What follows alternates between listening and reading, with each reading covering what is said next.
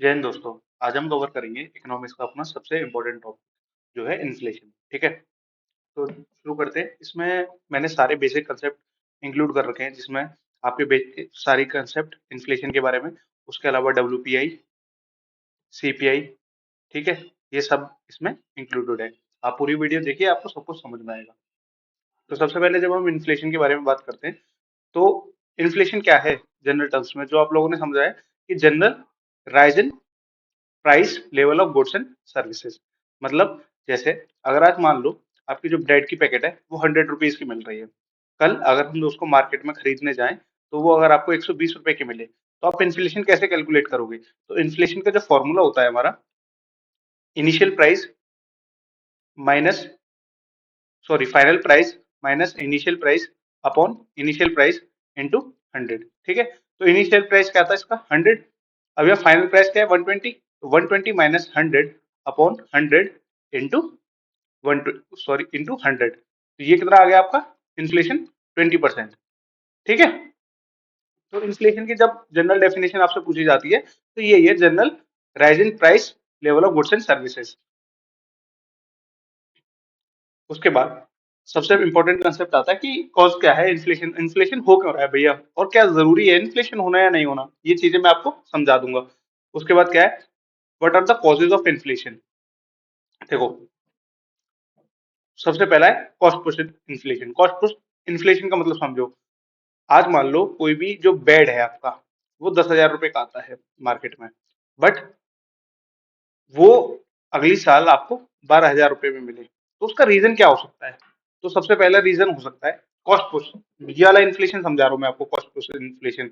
इसमें क्या है, अंदर से मतलब जो स्ट्रक्चरल प्रॉब्लम हो जाए उसके अंदर, कुछ जो इनिशियल इनपुट है आपके किसी भी प्रोडक्ट में, अगर वो महंगा हो जाएगा उसको हम कॉस्ट पुश इन्फ्लेशन बोलेंगे। जैसे अगर आपको पता है, मैंने बेड जो है पहले 10,000 रुपए का मिल रहा था, अब वो 12,000 का मिल रहा है, तो इसका रीजन क्या हो सकता है? जो आपका लकड़ी का प्राइस है वो इंक्रीज हो गया हो, जो आपको रॉ मटेरियल मिल रहा था पहले, जो 6,000 में मिल रहा था, अब वो आपको 8,000 में मिल रहा है, तो उसकी वजह से क्या होगा, जो फाइनल प्रोडक्ट के प्राइस में वेरिएशन आ जाएगा।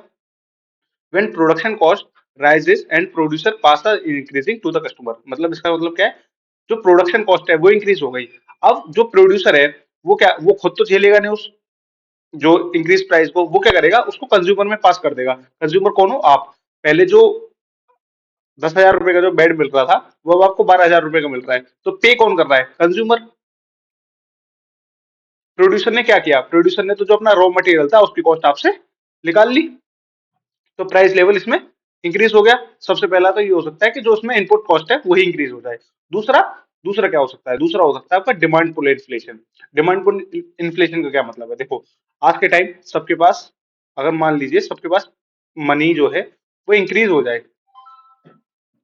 तो जो भी बिना घर के लोग हैं, जो भी होमलेस लोग हैं, वो क्या करेंगे, अब वो हाउस डिमांड करना शुरू कर देंगे।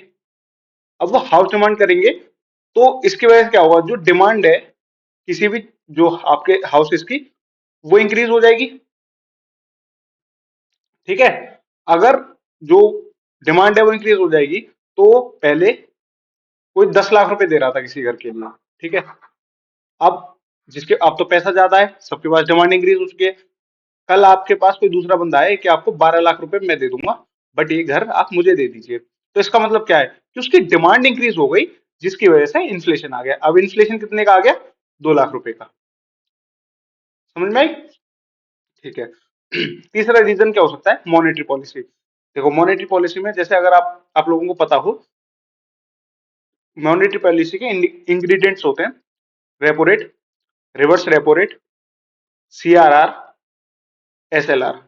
अच्छा, जिन लोगों को नहीं पता है वो चीजें मैं समझा दूंगा अगली वीडियो में, बट आप समझिए, जैसे ये अगर आपका रेपो रेट कम हो जाएगा तो मनी की जो सप्लाई है, देखो अगर रेपो रेट अगर आपका डिक्रीज हुआ, तो जो मनी सप्लाई है वो इंक्रीज हो जाएगी। ठीक है, अगर आपका सीआरआर डिक्रीज हुआ तो आपकी मनी सप्लाई इंक्रीज हो जाएगी। ये थोड़ा सा जो बेसिक कंसेप्ट है मैं समझाना चाह रहा हूँ इसके थ्रू, मतलब समझ लीजिए।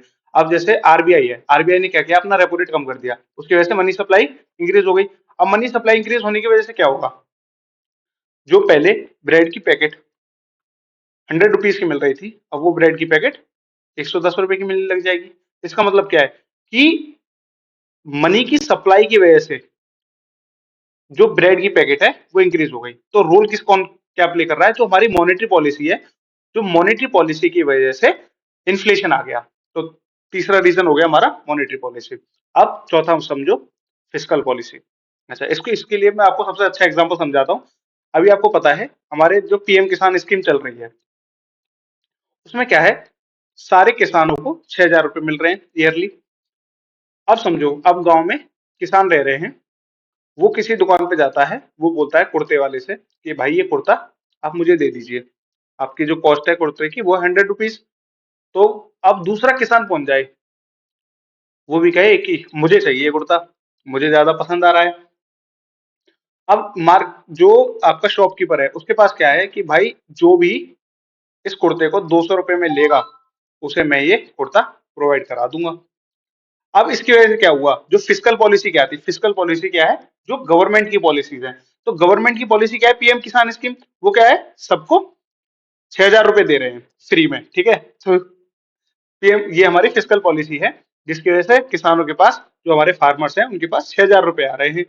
उसकी वजह से क्या है, आपके जो कुर्ता था, जो आपको 100 रुपए में मिल सकता था, वो 200 रुपए में मिला। तो इसका सबसे बड़ा, जो आपका इन्फ्लेशन का सबसे बड़ा जो रीजन है वो कौन रहा, तो हमारी फिस्कल पॉलिसी। ठीक है, आपको चारों रीजन समझ में आ गए। कॉस्ट पुश इन्फ्लेशन का मतलब यह था कि भाई इसकी इनपुट कॉस्ट इंक्रीज हो जाए, उसके लिए जो प्रोड्यूसर है वो कंज्यूमर की तरफ उसकी जो प्राइस इंक्रीज है उसको डाइवर्ट कर देगा। डिमांड पुल इन्फ्लेशन के में क्या है, अगर सबके पास पैसे आ जाएंगे तो सब क्या है, घर खरीदने चले जाएंगे, जिसकी वजह से घर की जो डिमांड है वो इंक्रीज हो गई, डिमांड की वजह से उसका प्राइस राइज हो जाएगा। ठीक है, मॉनेटरी पॉलिसी में क्या था, सीआरआर एसएलआर वगैरह अगर हमारे डिक्रीज हो जाएगा तो मनी सप्लाई जो है वो मार्केट में इंक्रीज हो जाएगी। तो जो पहले 100 रुपए की जो ब्रेड की पैकेट थी, मनी सप्लाई मतलब सबके हाथ में ज्यादा पैसे आ गए, तो जो पहले 100 रुपए की ब्रेड की पैकेट थी उसके बायर ज्यादा हो जाएंगे। अब बायर ज्यादा है तो मार्केट वाला क्या करेगा, अरे सब आ रहे हैं 100 रुपीज की ब्रेड की पैकेट लेने, मैं क्या करता हूँ इसकी प्राइस को 120 कर देता हूँ या 110 कर देता हूँ, जिसके पास ब्रेड के पैकेट के लिए पैसे होंगे वो ले जाएगा।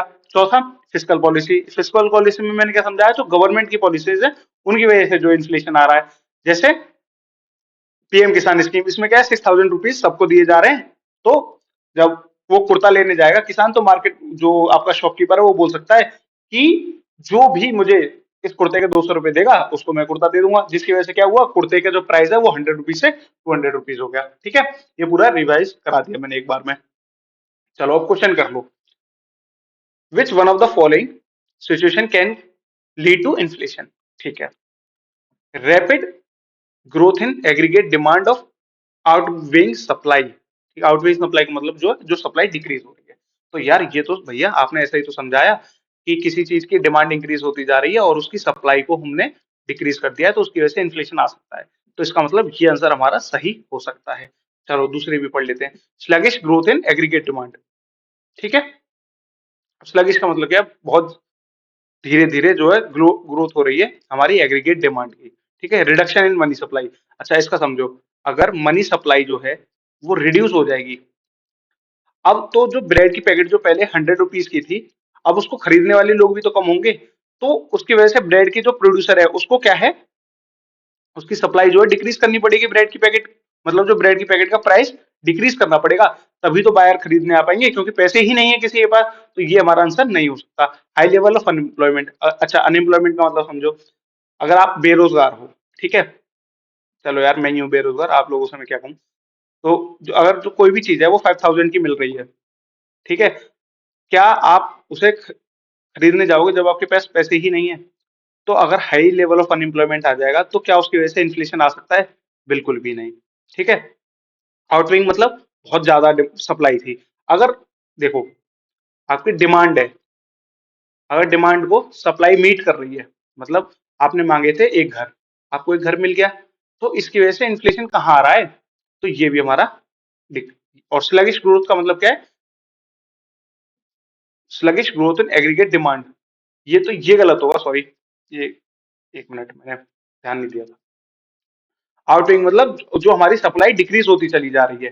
ठीक है, अगर सप्लाई डिक्रीज हो जाएगी और डिमांड इंक्रीज हो रही है, तो मैंने जैसे पहले समझा आपको, डिमांड इंक्रीज हो रही थी और जो सप्लाई है वो डिमांड इंक्रीज हो रही थी तो सप्लाई डिक्रीज हो रही थी, जिसकी वजह से क्या है, उसके प्राइस राइज हो जाएगा। अब प्राइस राइज हो गया तो जिसकी वजह से इन्फ्लेशन हो जाएगा। ये हो गया हमारा आंसर, ये हो जाएगा गलत। स्लगिश ग्रोथ का मतलब है अगर डिमांड ही कम होगी, तो डिमांड ही अगर कम होगी तो उसका प्राइस राइज क्यों होगा, नहीं होगा ना। तो ये समझना है। चलो अगला क्वेश्चन करते हैं। With reference to inflation in India which of the following statement is correct? Controlling the inflation in India is responsibility of the government of India only. तो मैं आपको समझा देता हूँ इसमें क्या है। जो इन्फ्लेशन को कंट्रोल करने की जो रिस्पॉन्सिबिलिटी वो होती है हमारी आरबीआई की।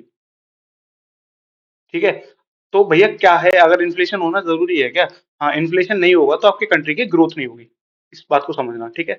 तो इन्फ्लेशन होना जरूरी है, तो आरबीआई से बोला जाता है कि आप इन्फ्लेशन को 4 ± 2 की रेंज में रखिए। ठीक है। और ये डिसाइड कौन करेगा? ये डिसाइड करता है गवर्नमेंट, जो हमारा इन्फ्लेशन टारगेट होता है, विद डिस्कशन विद आरबीआई। ठीक है। समझ में आ गई यहाँ तक बात? ये इन्फ्लेशन को कौन कैसे कंट्रोल करेगा वो चीज मैंने आपको समझा दी। तो controlling the inflation of is responsibility of the government of India only? No. The Reserve Bank of India has no role in controlling the inflation. देखो आपको रोल ही समझ में आ रहा है।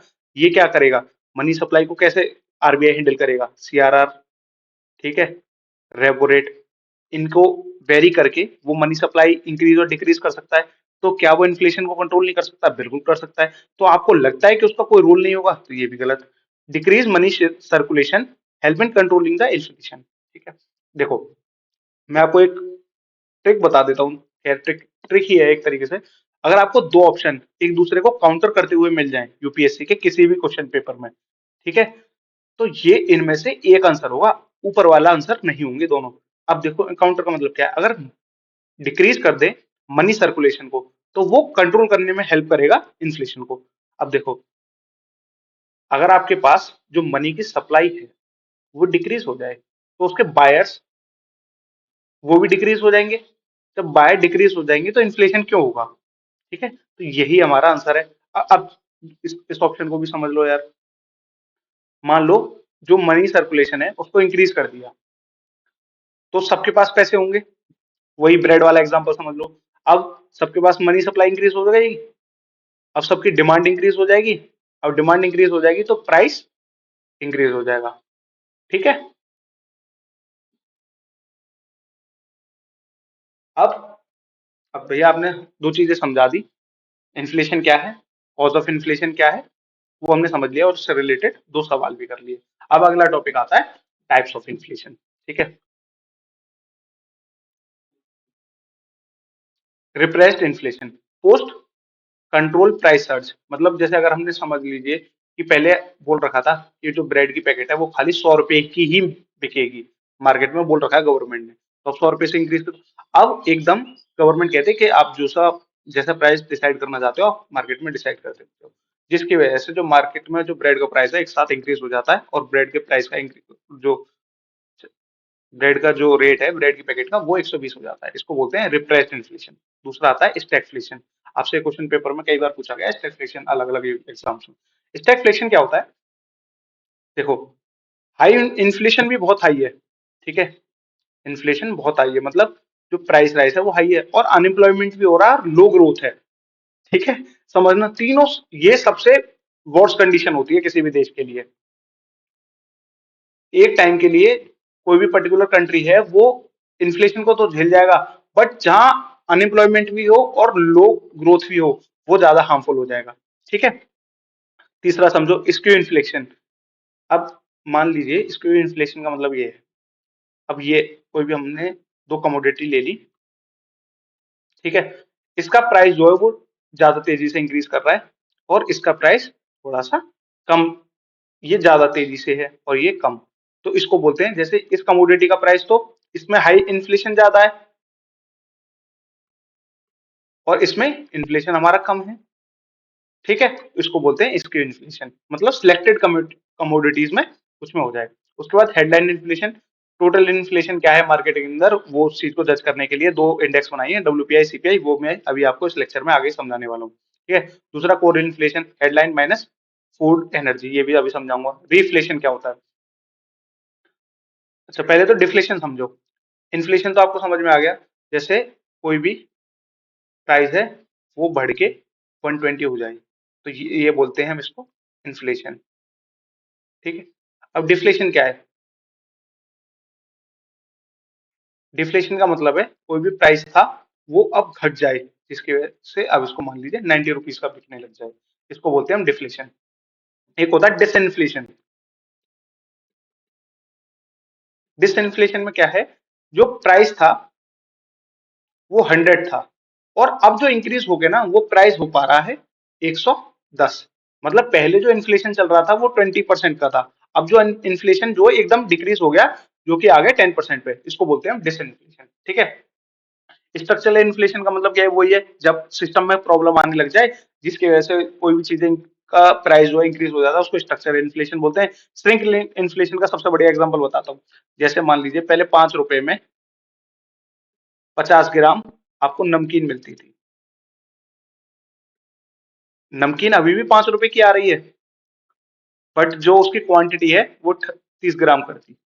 इसको बोलते हैं हम अपना श्रिंक इन्फ्लेशन। मतलब प्राइस सेम है, ठीक है, reduce product size, but price जो है वो सेम है। अच्छा, टैक्स इन्फ्लेशन मतलब किसी चीज पे अगर ज्यादा टैक्स लगा देंगे तो वो प्रोड्यूसर क्या करेगा? प्रोड्यूसर किस पे ट्रांसफर कर देता है प्राइस राइज? कंज्यूमर पे। उसकी वजह से इंक्रीज प्राइस, उसको इन्फ्लेशन आ जाना, उसको हम बोलते हैं टैक्सफ्लेशन।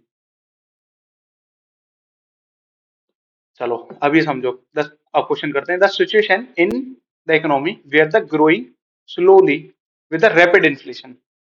तो अभी हमने पढ़ा स्टैगफ्लेशन। अब स्टैगफ्लेशन में आपको क्या बताया था मैंने? High inflation, high unemployment,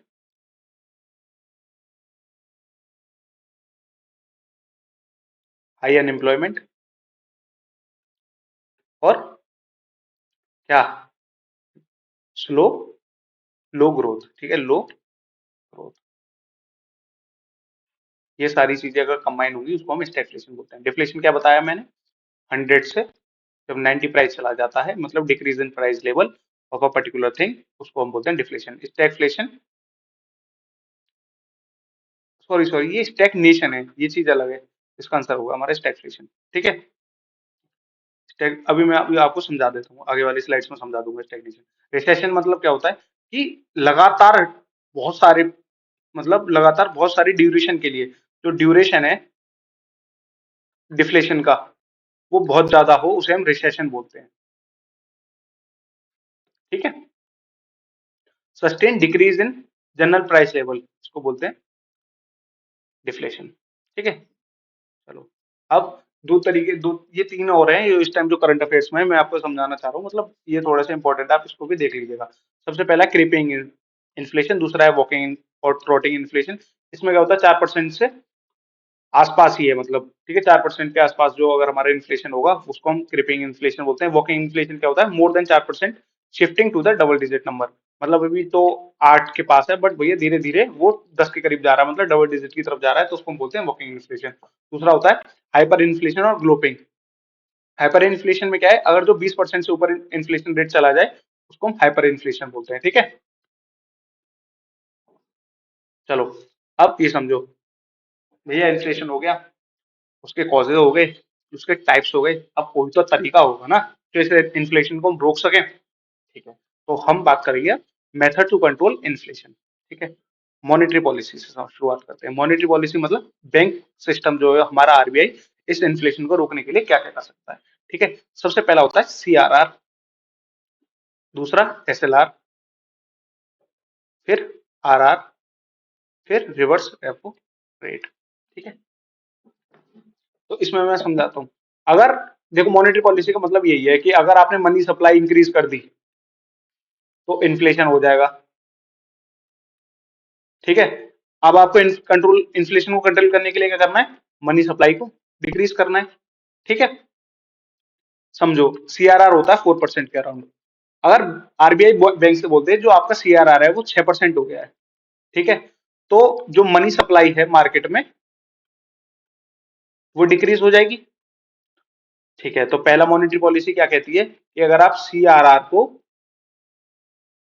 increase कर देंगे तो आप इन्फ्लेशन को कंट्रोल कर सकते हो। ठीक है। दूसरी कंडीशन एसएलआर पे आते हैं। एसएलआर होता है 20 के अराउंड, ठीक है, 20% के अराउंड।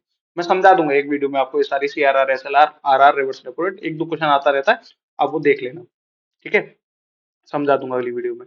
एसएलआर में क्या है, अगर वो बोल दे कि एसएलआर आपने इंक्रीज कर दिया है,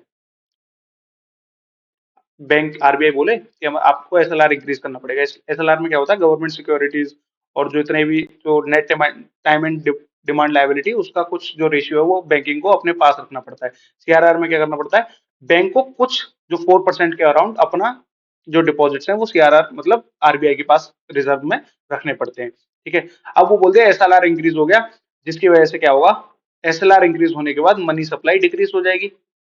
अब क्योंकि बैंक को अगर एसएलआर इंक्रीज कर दिया तो बैंक को अपने पास मनी ज्यादा रखनी पड़ेगी, जिसकी वजह से वो लोन नहीं दे पाएंगे। लोन नहीं दे पाएंगे तो उसकी वजह से क्या होगा, जो मनी सप्लाई है मार्केट में वो डिक्रीज हो जाएगी। अब उधर रेपो रेट, रेपो रेट में क्या होता है, जो हमारी बैंक्स हैं वो लोन लेती हैं किससे, आरबीआई से। तो जो इंटरेस्ट रेट होता है ना, उसको हम रेपो रेट बोलते हैं, ठीक है। देखो मैंने इसमें समझा दिया है आपको। अब बैंक क्या करे कि मैं जो रेपो रेट है, मतलब जो इंटरेस्ट रेट है उसको इंक्रीज कर दूं। रेपो रेट इंक्रीज कर दिया बैंक ने।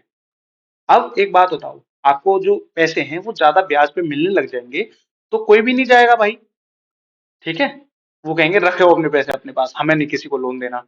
तो वो क्या करेंगे, अब रेपो रेट उन्होंने इंक्रीज कर दिया, तो जो डिमांड है, मतलब बैंक जो है वो अब लोन नहीं लेंगे किससे, आरबीआई से। अब वो लोन नहीं लेंगे तो वो लोगों को लोन देंगे कैसे, तो बैंक जो है वो लोन नहीं दे पाएगी, ठीक है। जिसकी वजह से क्या होगा, मनी सप्लाई है हमारी डिक्रीज हो जाएगी, ठीक है। रिवर्स रेपो रेट में भी यही होता है, रिवर्स रेपो रेट थोड़ा सा उल्टा होता है, वो मैं समझा दूंगा। रिवर्स रेपो रेट चलो ये भी बता ही देता हूँ। इसमें क्या होता है, आरबीआई जो है वो बैंक से लोन लेती है, ठीक है। इसमें उल्टा होता है रेपो रेट का, और कुछ इंटरेस्ट रेट देती है उन्हें कि चलो इतने पैसे मैं आपको दे दूंगा। अब वो कहते हैं कि मैं इंटरेस्ट रेट कम दूंगी, तो बैंक आरबीआई पे पैसे जमा नहीं करेंगे, ठीक है। और वो बोल दे कि मैं आपको इंटरेस्ट रेट ज्यादा दूंगी, ठीक है, आरबीआई बोल दे बैंक से। तो अब सारी बैंक क्या करेंगी, भाग भाग के जाएंगी और आरबीआई के पास पैसे जमा कर देंगी। अब आरबीआई के पास अगर सारा पैसा चला जाएगा तो बैंक के पास जो मनी है वो डिक्रीज हो जाएगी। अब बैंक के पास मनी डिक्रीज हो गई तो वो लोन नहीं दे पाएंगे। अब वो लोन नहीं दे पाएंगे तो क्या होगा, मनी सप्लाई जो है हमारी डिक्रीज हो जाएगी। तो ये हो गया हमारा पूरा कंसेप्ट जो मैं मॉनेटरी पॉलिसी के थ्रू आपको समझाना चाहता था, ठीक है। अब ये फिस्कल पॉलिसी, फिस्कल पॉलिसी में ये है कि बैंक जो है जो एक्सपेंडिचर है उसको कम कर दे, जो फ्री बीज है, फ्री में जो पैसा बांटती है बैंक उसको कम कर दे, लाडली बहना योजना और पता नहीं कौन कौन सी बहना योजना चल रही है, तो उन चीजों को अगर कम कर दे तो इन्फ्लेशन कम हो जाएगा। उसकी वजह से क्या होगा, ये सारी बहना वगैरह योजनाओं को अगर आप कम कर दोगे तो जिसकी वजह से क्या है, मनी सप्लाई जो है वो डिक्रीज हो जाएगी। अब मनी सप्लाई डिक्रीज हो जाएगी जिसकी वजह से क्या है, इन्फ्लेशन हमारा कंट्रोल में आ जाएगा, ठीक है।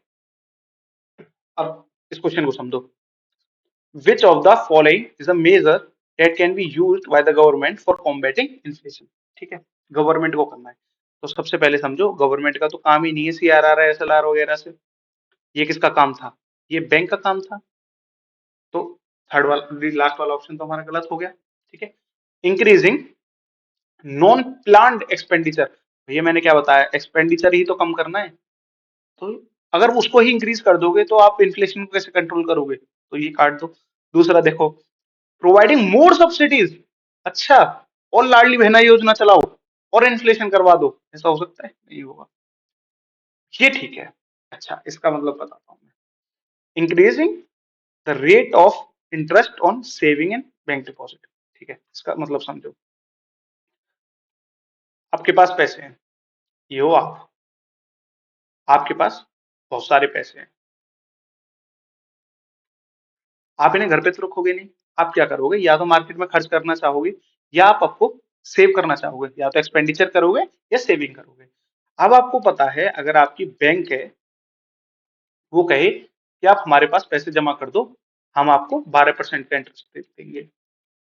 ठीक है, 12% का इंटरेस्ट रेट देखते ही आप क्या कहोगे, यार ऐसा करता हूँ, मैं अपना पैसा जो है वो बैंक में जमा कर देता हूँ, जिसकी वजह से मुझे इंटरेस्ट रेट भी मिलता रहेगा। अब आपका जो पैसा था वो कहाँ गया, बैंक में, आपके हाथ में तो है नहीं, तो आप खर्च तो कर नहीं पाओगे। तो खर्च नहीं करने की वजह से, अब बैंक में जाने की वजह से पैसे क्या हुआ, मनी सप्लाई डिक्रीज हो गई। अब जब मनी सप्लाई डिक्रीज हो गई तो आप इन्फ्लेशन हो जाएगा, नहीं होगा ना। ठीक है, यही तो समझना था। तो ये आंसर हो जाएगा हमारा सी। ठीक है, अच्छा ये भी समझो, which among the following steps is must most likely to be taken at the time of economic recession. अब रिसेशन का क्या मतलब है, इन्फ्लेशन का उल्टा, मतलब मनी सप्लाई जो है वो कम है मार्केट में। अब ऐसा क्या करे गवर्नमेंट जो ये रिसेशन वाला, मतलब मनी सप्लाई जो है इंक्रीज हो जाए। ठीक है, cut the tax rate accompanied by the increase in interest rate. अच्छा, एक बात बताओ, आपने टैक्स रेट तो कम कर दिया, मान लो आपकी जो इनकम पे जो 10,000 का टैक्स देना पड़ रहा था, बट वो कह रहे हैं कि accompanied by increase in interest rate. अगर आपको 10,000 रुपए के जो बच रहे हैं, सेव कर रहे हो, आप क्या करोगे जाके, ठीक है, जो सेविंग है इसको जाके बैंक में जमा कर दोगे। क्यों कर दोगे भैया, इंक्रीज हो गया इंटरेस्ट रेट। तो इसकी वजह से मनी सप्लाई कहाँ इंक्रीज हुई, ये आए आपके हाथ में, और वो दोबारा जाके बैंक में जमा हो गए, तो इसकी वजह से मनी सप्लाई तो सेम रही, तो ये तो हमारा आंसर होगा नहीं। ठीक है, increase in expenditure on the public project. हाँ भैया ये हो सकता है, इसकी वजह से क्या है, मनी सप्लाई जो है इंक्रीज होगी।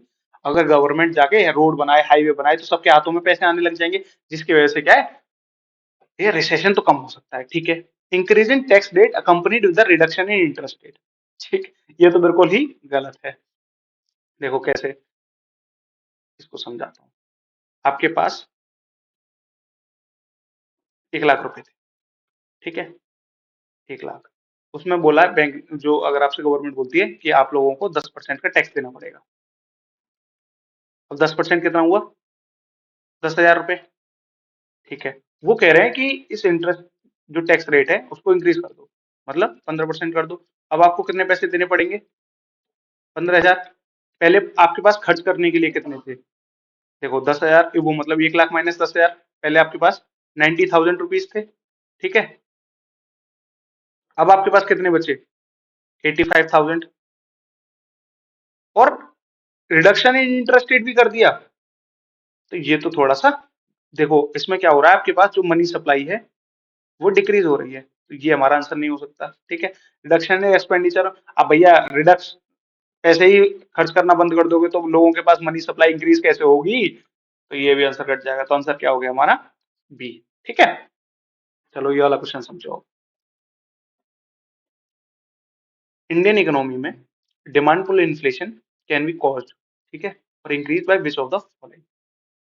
अब क्यों हो रहा है demand pull inflation, demand pull inflation का सबसे बड़ा रीजन क्या है, आपके पास मनी की साथ मात्रा ज्यादा है लोगों के पास, मतलब मनी सप्लाई ज्यादा है। अच्छा, इसका रीजन क्या क्या हो सकते हैं, यही तो पूछा गया है क्वेश्चन में। एक्सपेंशनरी पॉलिसी, सच बात है, एक्सपेंशनरी पॉलिसी मतलब बहुत सारा पैसा बांटा जा रहा है, मतलब रेपो रेट आपका कम कर रखा है, वो रेपो रेट कम कर रखा है, सीआरआर कम कर रखा है, एल एसएलआर कम कर रखा है, तो एक्सपेंशनिस्ट पॉलिसी बोलते हैं इसको। कॉन्ट्रेक्टरी पॉलिसी किसे बोलते हैं, जहां आपके सीआरआर एसएलआर रेपो रेट इनको इंक्रीज कर दिया जाता है। तो ये तो आंसर सही है। ठीक है, अब भैया ये सही हो गया। ये देखो सारे क्यों है यूपीएससी एग्जाम्स के, या तो सीडीएस, यूपीएससी सिविल सर्विसेज या सीएपीएफ, उनके एग्जाम्स के क्वेश्चन है जो मैं लेके आया हूँ। तो इसके हिसाब से ये वाला ऑप्शन तो हमारा गलत हो गया। ठीक है, फिस्कल स्टिमुलस, फिस्कल स्टिमुलस का मतलब कहता है क्या है, कि मनी सप्लाई इंक्रीज कर दो, जिसकी वजह से डिमांड इंक्रीज हो जाए और हमारी इंडस्ट्रीज जो हैं वो दोबारा से काम करने लग जाएं, इसको बोलते हैं फिस्कल स्टिमुलस। तो ये तो बिल्कुल भैया, इन्फ्लेशन का सबसे बड़ा कारण तो यही है, इसकी वजह से क्या हो रहा है, पैसा जा रहा है, सबकी डिमांड इंक्रीज हो रही है। तो सेकंड स्टेटमेंट भी ठीक है, तो सेकंड स्टेटमेंट तो भाई सब में सही था। अब इन्फ्लेशन इंडेक्सेस वेजेस, अच्छा इसका मतलब पता है क्या होता है, ये गलत है। इसका मतलब होता है जिस हिसाब से इन्फ्लेशन हो रहा है उस हिसाब से आपकी वेज इंक्रीज हो जाए। तो तुम्हें क्या लगता है इसकी वजह से इन्फ्लेशन हो पाएगा, नहीं ना। क्योंकि भाई जितना इन्फ्लेशन हो रहा है उतनी तो आपके पैसे बढ़े, तो आपकी डिमांड तो सेम ही रहेगी। तो डिमांड तो इंक्रीज नहीं हुई।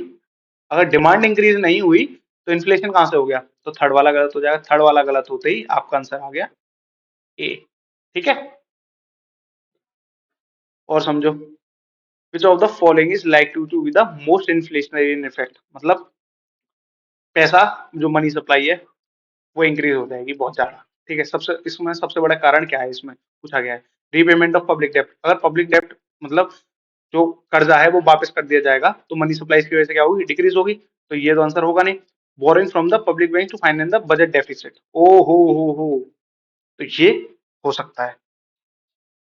ठीक है, ये हो सकता है कि पब्लिक से पैसा लिया जा रहा है और फिर अपना जो बजट को डेफिसिट को किया जा रहा है, तो एक ये हो सकता है। ठीक है, अब इसमें पूछा है मोस्ट लाइकली, तो ये तो है, हो सकता है इसकी वजह से क्या हो कि अगर लोगों से पैसा ले ले गवर्नमेंट और अपने जो बजट को डेफिसिट है उसको फाइनेंस करने लग जाए, तो ये हो सकता है एक रीजन। ठीक है, बट इसमें क्या पूछा? Most likely. ठीक है, borrowing from the vines to finance budget deficit, ठीक है, ये भी हो सकता है एक रीजन। अगर creation of the new money, मतलब मनी ही अलग से आ जाए किसके लिए? बजट के डेफिसिट को फाइनेंस करने के लिए, तो इसका आंसर यही है हमारा। ठीक है, तो D is the answer of this question. ये क्वेश्चन 3 बार रिपीट हो चुका है अलग अलग एग्जाम्स में, बिल्कुल सारे सेम ऑप्शंस के साथ। आप लोग एक बार इसको ध्यान रखना, creation of the new money is the one of the most viscous way to increase the inflationary. ठीक है, which of the following is the major that can be used by the government to combat inflation। ठीक है, ये तो शायद हमने पहले question कर लिया है। ठीक है, कोई बात नहीं, इसको हटाते हैं। अब भैया टाइप हो गया, क्या क्या रीजंस हैं ये भी हो गया, अब उसको कंट्रोल कैसे कर सकते हो ये भी हो गया। अब सबसे बड़ी बात ये करो ना कि इन्फ्लेशन को नापेंगे कैसे, इन्फ्लेशन हो रहा है या नहीं हो रहा है। तो उसके लिए हमारे मार्केट में दो इंडेक्सेस हैं जिसको हम ज्यादा यूज करते हैं। सीपीआई है जो सबसे ज्यादा यूज होता है, मैं आपको पहले ही बता देता हूँ। सीपीआई है जो यूज होता है मार्केट में इन्फ्लेशन कितना है उस चीज को जज करने के लिए। ठीक है, अच्छा सीपीआई क्या है? Consumer producer consumer price index, मतलब कंज्यूमर को कितना पैसा देना पड़ रहा है किसी भी प्रोडक्ट के लिए। अच्छा ये क्या करता है? ये कुछ बास्केट ऑफ गुड्स को सिलेक्ट करते हैं, basket of goods and services. यार हर एक चीज का तो आप जज नहीं कर पाओगे कि किस में कितना इन्फ्लेशन होता है। जो इंपॉर्टेंट गुड्स एंड सर्विसेज है उनकी एक ही लिस्ट बनाता है और उसमें इन्फ्लेशन चेक करता है कितना इन्फ्लेशन हो रहा है। ठीक है, ये होता है हमारा सीपीआई। अच्छा कौन करता है ये काम? ये करता है हमारा नेशनल स्टैटिस्टिक्स ऑफिस। ये हमारा एनएसओ किस मिनिस्ट्री के अंदर आता है? Ministry of statistics and programme implementation. ठीक है, अब दूसरा कंसेप्ट ये है कि भैया मान लो आज जो 2015 में ब्रेड की पैकेट 100 रुपीज थी, 2016 में ब्रेड की पैकेट 110 हुई और 2017 में ब्रेड की पैकेट 120 हुई। ठीक है, अब 100 रुपीज थी उसके हिसाब से इसमें इन्फ्लेशन, इस वाली ईयर में इन्फ्लेशन अगर आप कैलकुलेट करोगे तो कितना आ गया? 10%। ठीक है, इसके हिसाब से अगर इसमें करोगे तो 20% मतलब अब इंक्रीज कितना हुआ? प्राइस 10, बेस क्या आएगा? 110 इंटू 100, ये करीबन कितना बनेगा? 9 पॉइंट कुछ बनेगा। ठीक है, 9 पॉइंट, ये एक जीरो कटेगा यहाँ पर, 100 हो जाएगा। ठीक है, तो ये 9 पॉइंट कुछ बनेगा। तो ये तो भैया इन्फ्लेशन थोड़ा सा कम लग रहा है, बट देखो प्राइस तो भैया 10 रुपए इंक्रीज हुआ ना। तो यहाँ सबसे बड़ा किसका इफेक्ट आ रहा है? जो बेस में है। अब अच्छा, अब इसके कंपेयर में, मतलब जो 2015 का प्राइस था उसके कंपेयर में आप 2017 के प्राइस को करो। प्राइस कितना इंक्रीज हुआ है? 20, बेस कितना है? 100 इंटू 100। अब इन्फ्लेशन कितना आ रहा है? 20%। भैया यार ये क्या हुआ? यहाँ तो इन्फ्लेशन थोड़ा सा कम आ रहा था और यहाँ इन्फ्लेशन और ज्यादा इंक्रीज हो गया एकदम। तो इसमें सबसे बड़ा रोल किसका आया? आपका डिनोमिनेटर जो है बेस, इसको बोलते हैं बेस इफेक्ट, इसको बोलते हैं बेस इफेक्ट। अच्छा तो अभी मैं आगे समझाऊंगा इस कॉन्सेप्ट, पूरा एक क्वेश्चन है इस पे, है ना। तो बेस ईयर ले रखी है इसमें 2012। अब इसको चूज करने का क्या रीजन रहा होगा कि ये इसमें इन्फ्लेशन सबसे कम हुआ होगा और ये स्टेबल ईयर रही होगी, मतलब इसमें ज्यादा फ्लक्चुएशन नहीं आया होगा प्राइस में। ठीक है, अब तीन तरीके की सीपीआई होती है, सीपीआई अर्बन, सीपीआई रूरल और सीपीआई ऑल इंडिया, सीपीआई जिसको कंबाइंड बोलते हैं। ठीक है, अब कुछ सीपीआई भी अलग होती हैं, जैसे इंडस्ट्रियल वर्कर के, क्योंकि जो आपको इंक्रीज इन इनकम मिलता है ना, जो गवर्नमेंट सर्विस सर्विस वालों को, उन्हें सीपीआई के अकॉर्डिंग मिलता है। जितना इन्फ्लेशन सीपीआई बताता है उतना उनका जो पैसे जो सैलरीज है वो उसको इंक्रीज कर देते हैं। अब सीपीआई इंडस्ट्रियल वर्कर अपनी अलग निकालते हैं। उसको कौन निकालता है? लेबर मिनिस्ट्री निकालती है, लेबर ब्यूरो एट शिमला। उसका बेस ईयर क्या है? 2016। ये क्वेश्चन पूछा गया है अभी रिसेंटली जो साइंटिस्ट एग्जाम्स में, कि इंडस्ट्रियल वर्कर की जो बेस ईयर है वो क्या है। लोगों को नहीं पता ना, क्योंकि लोग तो इसको ही मान रहे हैं कि 2012 है बेस ईयर। नहीं है ऐसा। ठीक है। सीपीआई रूरल लेबरर्स और एग्रीकल्चर लेबर ये अलग निकलती है। इसका बेस ईयर क्या है? 1986। Plan to change it into 2019। ठीक है। अब सीपीआई कैलकुलेट कैसे होती है? ये मंथ वाइज करेक्ट कैलकुलेट होती है। मतलब जो फेब है 2015 का, उसमें जो प्राइस है वो 100 रुपए है ब्रेड की पैकेट का। 2016 में 110, और 2017 में 130। ठीक है। तो उसमें जो प्राइस चेंज आएगा, अब देखो करंट मंथ में कितनी है? 120। मैं मान रहा हूँ कि मेरी बेस ईयर है 2012। वैसे बेस ईयर कितनी है सीपीआई में? अभी बताया था मैंने आपको, याद करो, 2012। ठीक है। यहाँ 2015 का ले रहे हैं। तो प्राइस कितना इंक्रीज हो रहा है? 20 अपॉन 100 इंटू 100। तो इन्फ्लेशन कितना आ गया ब्रेड की पैकेट में? 20% का इन्फ्लेशन। ठीक है। अब जो सीपीआई मैंने बताया था, सीपीआई में कुछ गुड्स एंड सर्विसेज की लिस्ट बनाई जाती है, उसके हिसाब से आपका इन्फ्लेशन कैलकुलेट किया जाता है। ठीक है। तो उसकी जो लिस्ट है, ये बिल्कुल सीक्वेंस में याद कर लेना, ये पेपर में पूछी जाएगी। सबसे ज्यादा फूड एंड बेवरेजेस की है, जो कंबाइंड रेशियो दिया जाए। अब ऐसा भी तो होता है, देखो भैया मान लो अब इन्फ्लेशन तो जूतों में भी हो रहा है और इन्फ्लेशन खाने की चीज में हो रहा है। आपके लिए सबसे इंपॉर्टेंट क्या है? सबसे इंपॉर्टेंट तो भाई आपके लिए खाना है। तो खाना सबसे ज्यादा इंपॉर्टेंट है, तो सबसे ज्यादा इन्फ्लेशन भी तो हमें उसी में कैलकुलेट करना चाहिए। ठीक है।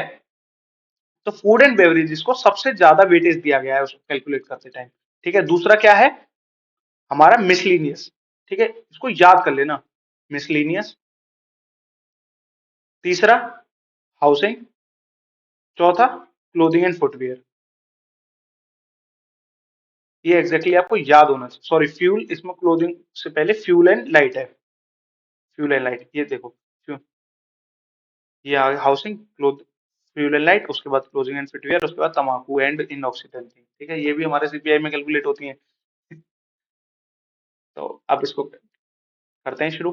अब बोला इसमें price index capture the change in average price of a constant basket of commodities. ये मैंने समझाया, एक बार बास्केट ऑफ कमोडिटीज की लिस्ट बनाई जाती है, उसके हिसाब से कैलकुलेट किया जाता है कि उस पर्टिकुलर चीज में कितना इन्फ्लेशन आया। तो ये हमारा सही है। अब क्या है?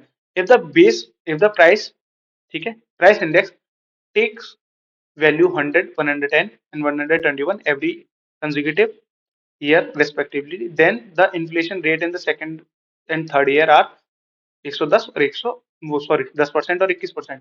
अब मैंने आपको बताया कि बेस ईयर होना बहुत जरूरी है। अब आपको पता ही नहीं है कि इन्फ्लेशन किसके हिसाब से कैलकुलेट करना है। अब देखो, सेकंड इसकी बात करते हैं, सेकंड ईयर में क्या इन्फ्लेशन हो रहा होगा। तो सेकंड ईयर इन्फ्लेशन में हो रहा है 110 से, मतलब 100 से 110 हुआ प्राइस। बेस ईयर कितना लिया है हमने इसमें? इंटू 100। तो ये कितना आ रहा है? 10% का इन्फ्लेशन। ठीक है। अब मैं कह रहा हूँ कि भैया मैं इस वाले का कैलकुलेट करता हूँ। ठीक है, इस वाले का आप कैलकुलेट करोगे तो 121 माइनस 100 अपॉन 100 इंटू 100, कितना आया इन्फ्लेशन? 21%। ओ भैया सही तो हो ये क्वेश्चन? नहीं है सही। अब मैं बोल दूं कि मैं अपना जो इन्फ्लेशन है इस वाली जो ईयर में से थर्ड ईयर में जो इन्फ्लेशन हुआ है, मैं इसके हिसाब से कैलकुलेट करूंगा। ठीक है, ये कर सकते हैं, इसमें क्या बात है? 121 माइनस 110 अपॉन 110 इंटू 100, सॉरी ये यहाँ पे 10, ये हुआ यहाँ पे 11 अपॉन 11। कुछ गड़बड़ कर दी क्या? नहीं नहीं सही है। ये आ गया अब यहाँ पर 10%। अब बताओ, यहाँ पे इन्फ्लेशन देखो कितना वेरी कर गया। पहले यहाँ 21% तो आ रहा था, अब इन्फ्लेशन आ रहा है 10%। तो इसमें बेस ईयर का बताना बहुत जरूरी है, तभी तो सीपीआई में बेस ईयर जो है 112 ले रखी है। तो ये वाला ऑप्शन हमारा गलत हो जाएगा, सेकंड वाला। फर्स्ट वाला तो सही। यहाँ पे भी देखो, the price index increase from 110, ये सेम क्वेश्चन रिपीट हुआ था। ये शायद सीडीएस 1, ठीक है, 2024 का क्वेश्चन है। और ये सीडीएस 2, 2024 का क्वेश्चन है। ठीक है, अगर आपको पता होता कि बेस ईयर इतनी जरूरी होती है इन्फ्लेशन कैलकुलेट करते टाइम, तो आप ये वाला क्वेश्चन भी सही करके आते। इसमें भी आपको बेस ईयर नहीं बता रखी, इसकी वजह से क्या आ जाएगा आंसर हमारा, कैन नॉट बी डिटरमाइंड। तो ये मैंने एक आपको वो चार्ट के फॉर्म में बता रखा है, सीपीआई में किस किस का कितना कितना रेशियो है, ये आप याद कर लेना। अब आता है एक अगला कंसेप्ट। ठीक है भैया, सीपीआई में आप इन्फ्लेशन कैलकुलेट करवा रहे हो, समझ में आ गई है हमारी बात। अब एक आता है हेडलाइन सीपीआई का। हेडलाइन सीपीआई में क्या है, सारी चीजों का जो है इन्फ्लेशन कितना हो रहा है उसको कैलकुलेट कर लो। अब भाई गवर्नमेंट आती है, गवर्नमेंट बोलती है कि यार देखो ऐसा है कि सीपीआई में तो फ्यूल और फूड भी है। अब कई बार क्या होता है कि जो अनियन के प्राइस या जो टमाटर के प्राइस है वो बहुत ज्यादा राइज कर जाते हैं। अब यार उसे कैलकुलेट करना ना सही थोड़ी है, थोड़ा सा वो चीजों के वो हमारे इन्फ्लेशन की जो काउंट है उसको गड़बड़ कर रहा है। तो आप क्या करो कि हेडलाइन जो सीपीआई है, मतलब जो ओवरऑल सीपीआई है, उसमें से आप फूड एंड एनर्जी का माइनस कर दो। फूड एनर्जी का माइनस करवाया। अभी आपको पता है कि आज जो पेट्रोल है वो सस्ता आ रहा है किसी भी देश से, हम लोग इंपोर्ट कर रहे हैं। मोस्टली जितना भी हमारा पेट्रोलियम है, ऑयल है, वो अगले दिन प्राइस राइज कर दे, उसकी वजह से क्या होगा, हमारा सीपीआई इंक्रीज हो जाएगा। अब वो सही कैलकुलेशन थोड़ी है कि मार्केट में कितना इन्फ्लेशन आ रहा है उसकी वजह से। तो उन्होंने कहा कि आप हेडलाइन इन्फ्लेशन में से फूड इन्फ्लेशन को माइनस कर दो और फ्यूल इन्फ्लेशन को माइनस कर दो, जिसकी वजह से हमारे पास एक कोर इन्फ्लेशन आ जाएगा। ये हो जाएगा हमारा कोर इन्फ्लेशन। ठीक है। अब दूसरा कंसेप्ट है डब्ल्यूपीआई। ये खाली प्राइमरी ऑन गुड्स गुड्स पे फोकस करता है और सर्विसेज पे फोकस नहीं करता। सीपीआई क्या है, वो सर्विसेज पे भी फोकस करता है। ठीक है, ये ध्यान रखना। अब इसे कौन बनाता है, इसे बनाता है DPIT, department of promotion of industries and internal trade. ठीक है, ये लिख रखा है मैंने आपके लिए। बेस ईयर क्या है, ये क्वेश्चन सेम पूछा जाएगा, बेस ईयर सीपीआई और डब्ल्यूपीआई की क्या है। तो सीपीआई की जो बेस ईयर है वो है 2012 और डब्ल्यूपीआई की जो बेस ईयर है वो है हमारे 2011। इसको याद रखना, कौन प्रिपेयर करता है ये भी पूछा जाएगा क्वेश्चन, हो सकता है। ठीक है। अच्छा ये बताओ भैया, यार ये होलसेल का क्या मतलब है, होलसेल प्राइस इंडेक्स डब्ल्यूपीआई आ गई, होलसेल प्राइस इंडेक्स, इसमें एक सर्विसेज क्यों नहीं इंक्लूड कर रहे हैं। अच्छा, सर्विस क्या होती है, अगर आप डॉक्टर के पास जाओगे तो कि सर मुझे अपना इलाज करवाना है, आप मेरी जो सर्विस इसका जो चार्जेस है आप उसे बता दो। अब इसमें आप होलसेल में चीजें खरीद लाओगे क्या, कि सर मुझे बहुत सारी इलाज करवाना है, बहुत सारा आगे वाला भी, तो आप मुझे सारा इकट्ठा दे दो। तो क्या होलसेल में चीजें खरीदी जा सकती हैं, नहीं ना। अब यही की बात करते हैं फूड आर्टिकल्स की या प्राइमरी प्रोडक्ट्स की। इसमें क्या हो रहा है कि जब कैलकुलेट कर रहे हो खाने के बारे में, तो भैया खाना होलसेल में खरीदा जाता है। ठीक है, तो जब खाना होलसेल में खरीदा जाएगा तो वो आप कैलकुलेट कर सकते हो। अब इसमें लोग क्या आपको रिव्यू देंगे कि भाई, मतलब गवर्नमेंट ने बोला कि यार सीपीआई ऐसा करती है कि सीपीआई डायरेक्टली आपको जो कंज्यूमर को जो प्राइस पड़ रहा है उस पर इन्फ्लेशन को कैलकुलेट करती है। इसमें क्या है, जो हमारा मिडिल मैन है वो कितना कमीशन खा रहा है उसको आप कैलकुलेट नहीं कर पा रहे हो। आप क्या करो, होलसेल में प्राइस को कैलकुलेट करो, होलसेल में क्या इन्फ्लेशन आ रहा है, वो एक सही इन्फ्लेशन होगा कैलकुलेट करने के लिए। उन्होंने बोला ठीक है। उस हिसाब से क्या हुआ, सबसे जो हाईएस्ट रेशियो दिया गया वो है मैन्युफैक्चर गुड। ये भाई देखो मैं कह रहा हूँ ये याद कर लेना।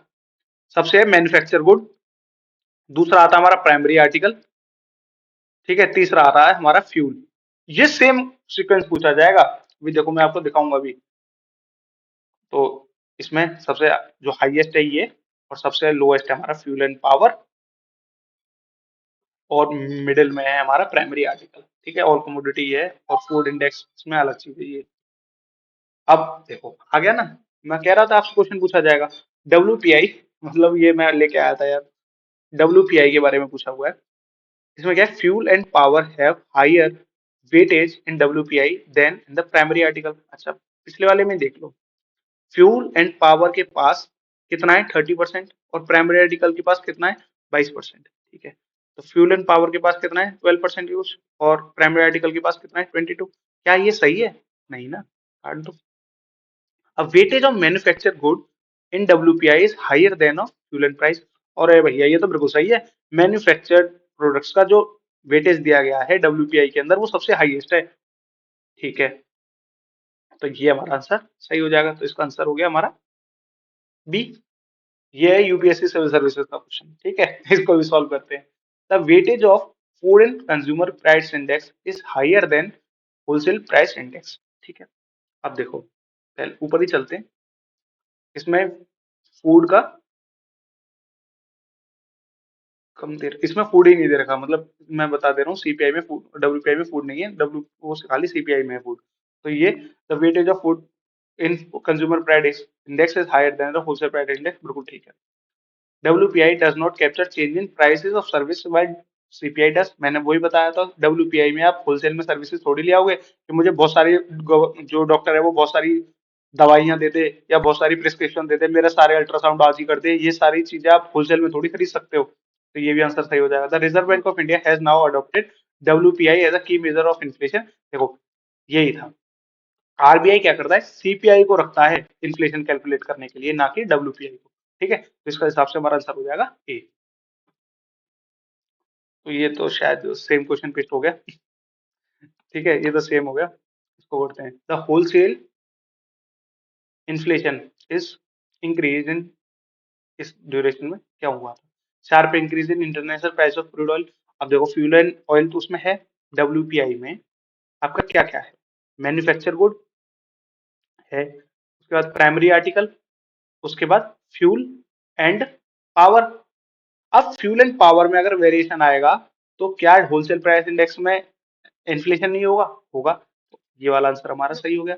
इसके हिसाब से अगर आप ऑप्शन काटोगे तो फर्स्ट वाला ऑप्शन कट गया।